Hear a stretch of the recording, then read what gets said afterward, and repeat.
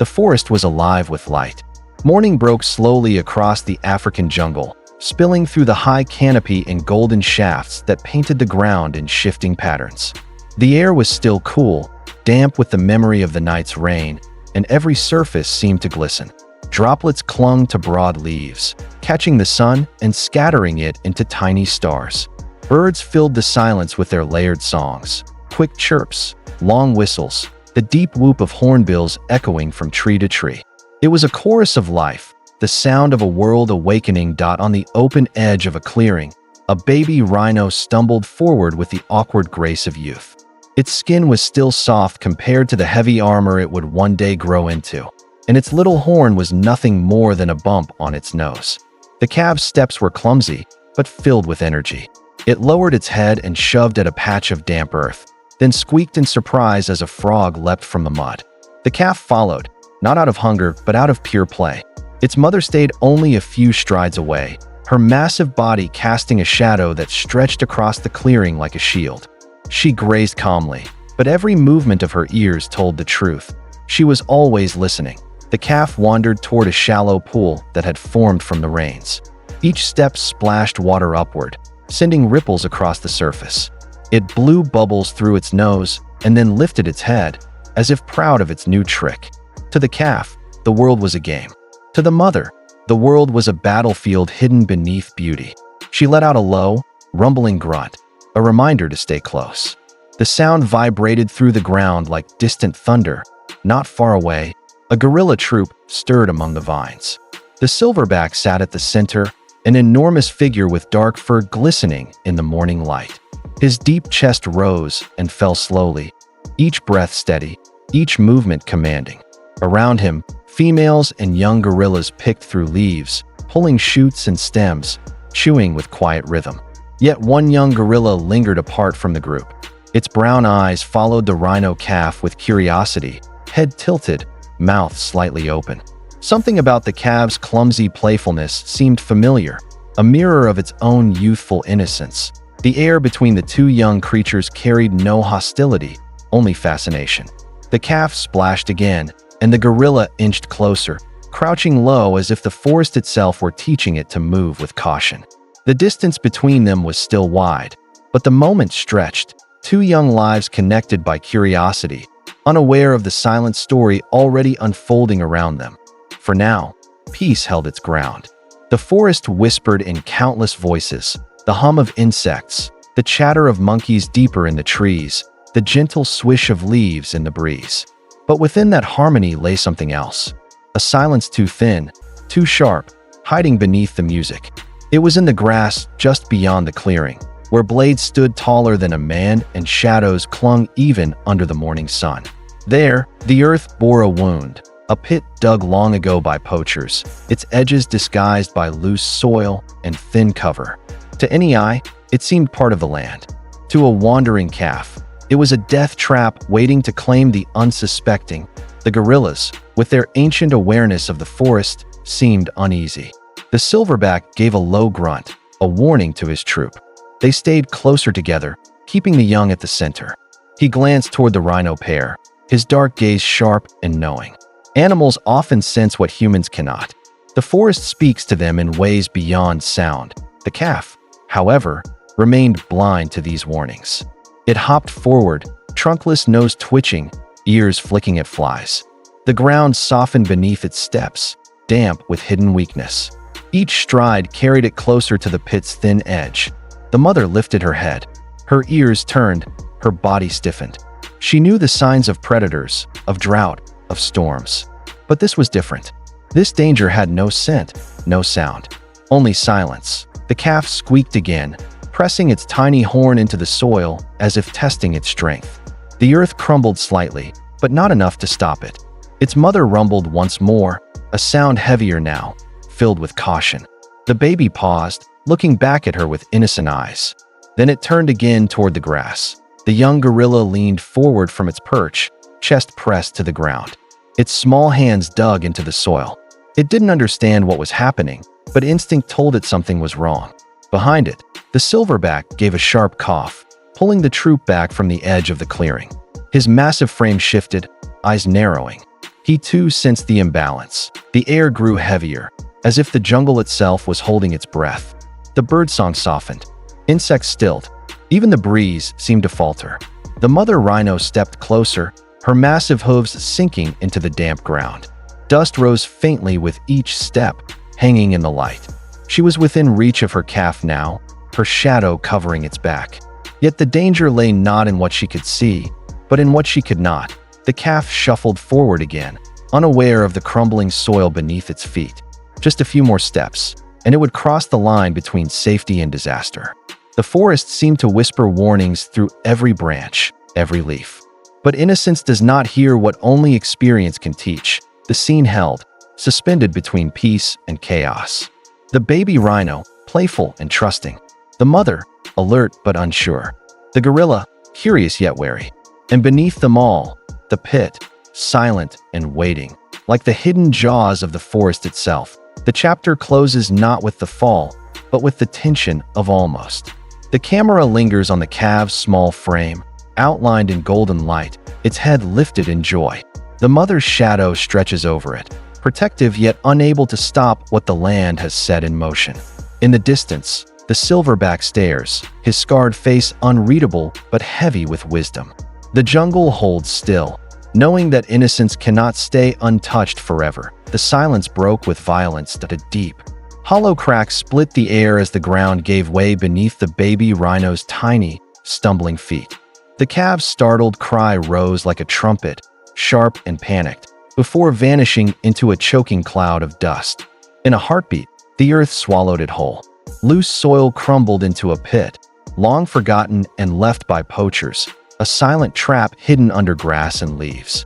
The jungle exploded with sound. Birds shrieked from the canopy. Monkeys scattered through branches, and the wind itself seemed to shiver with alarm from above. The mother rhino thundered to the pit's edge, her massive body quaking the ground as she skidded to a stop.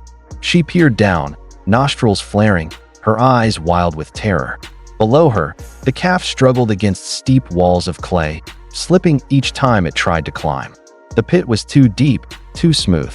Dust clung to the baby's skin, turning its cries into ragged coughs. The mother roared, not a sound of challenge, but of despair. She circled the edge, her horn driving into the ground again and again, striking at the cruel barrier that held her child. But no amount of force could break the walls. Her strength, so powerful against lions or hyenas, was useless here. The herd, drawn by the cries, gathered at a distance, stamping nervously. Their heavy breaths filled the air, but none dared step closer to the unstable earth. Time slowed. The baby's wails grew louder, echoing through the clearing like rolling thunder, a sound that carried for miles. Rangers, watching from a hidden distance, froze at the scene. They had seen predators attack, they had seen drought claim lives, but this was something different. A mother's helplessness was a wound deeper than any horn or claw could give. And then, from the dark line of forest, came movement. The guerrilla troop, drawn by the commotion, emerged slowly from the trees. The silverback led them, his dark chest rising and falling with steady power. He paused at the clearing's edge, his eyes narrowing at the chaos before him. Gorillas did not often interfere with the affairs of other animals, especially not with giants like rhinos. Yet something in the cries below stirred unease. Behind him, a younger gorilla shifted restlessly, his eyes fixed not on the mother, but on the pit itself. He was smaller, not yet fully grown, his movements curious, uncertain. As the baby's desperate cries rang out again, the young gorilla stepped forward. The herd bristled, massive body stiff with warning. The mother rhino turned sharply, her horn lowered, protective instinct flaring. But then the calf cried once more, weaker now, and the mother froze. Torn between suspicion and despair, she hesitated. The young gorilla edged closer, knuckles pressing into the soft earth, chest rising with nervous breaths. His silverback rumbled a low warning, a sound meant to hold him back, but the pull of the pit was too strong. He leaned forward, peering into the darkness where the baby struggled. Dust swirled up, stinging his eyes, but he did not turn away. Instead, he climbed down onto a ledge of root and stone. Lowering himself halfway into the pit, the forest fell silent. Every leaf, every bird, Every breath seemed to pause as the gorilla stretched out his long arm. His dark hand reached across the divide, fingers brushing through the haze. Below, the baby rhino shifted, its eyes wide, its body trembling with exhaustion. The cries softened, not gone, but broken, as though the calf was listening. Its tiny ears flicked forward. It turned, stumbled, and pressed its muddy snout toward the waiting hand. Contact. The gorilla's palm touched the calf's head, clumsy, unsure, yet gentle.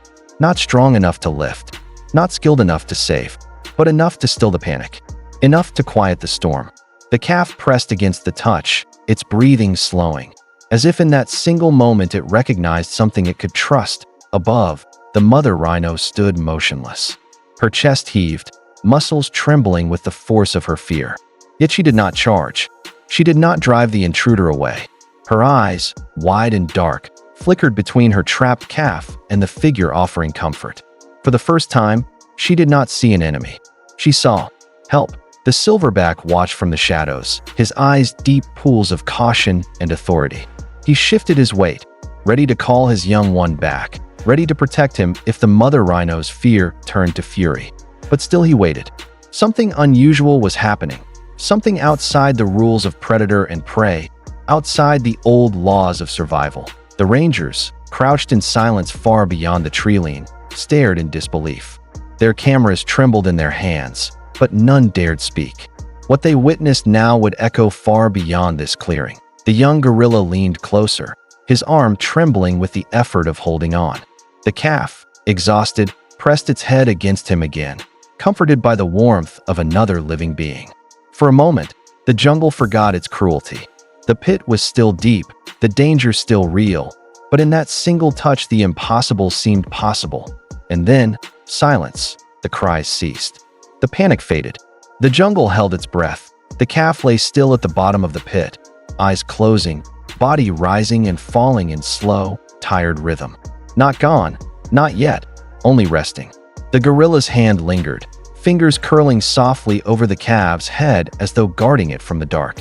Above, the mother lowered her horn, stepping closer to the edge, her great shadow falling over both her child and the stranger who dared to reach for in that fragile triangle of mother, calf, and gorilla. The wilderness revealed a truth too deep for words. Sometimes survival depends not on strength or fear, but on the fragile mercy of unexpected hands.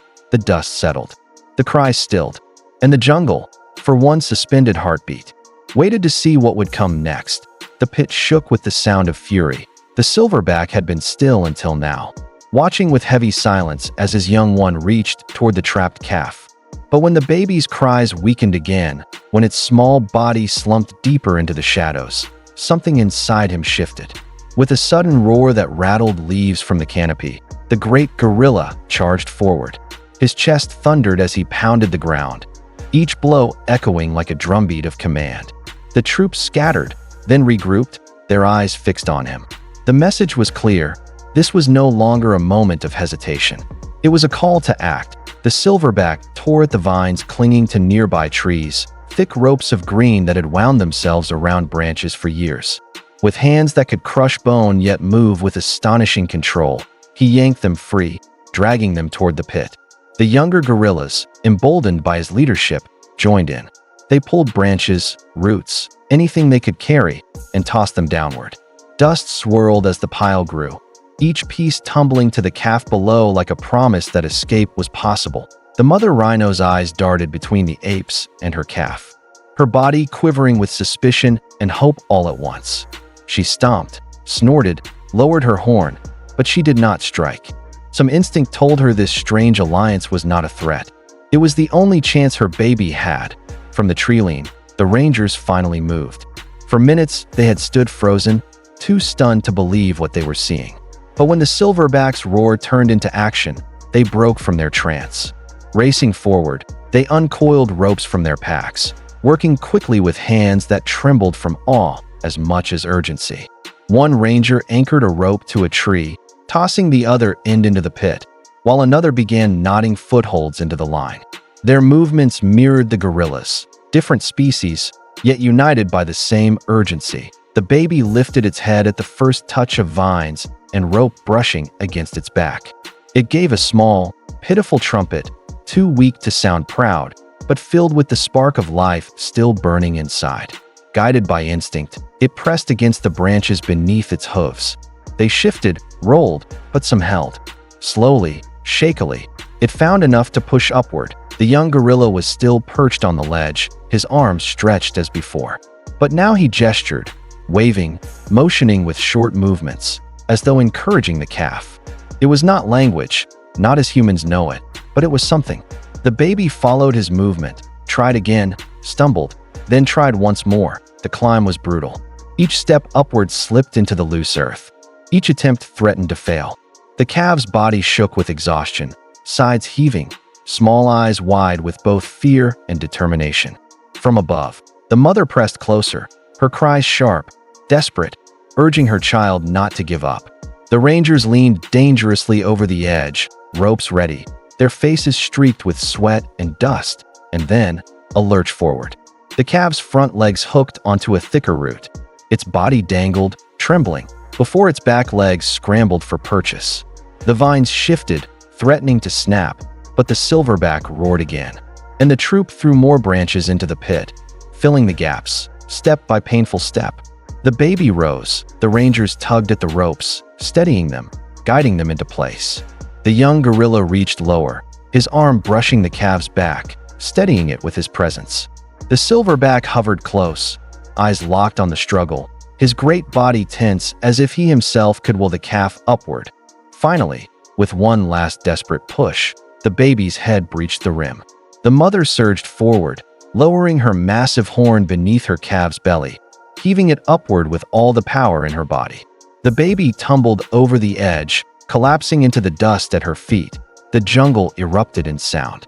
The mother trumpeted, a deep, trembling cry that carried across the trees. The herd answered, stamping and calling back, their relief thunderous.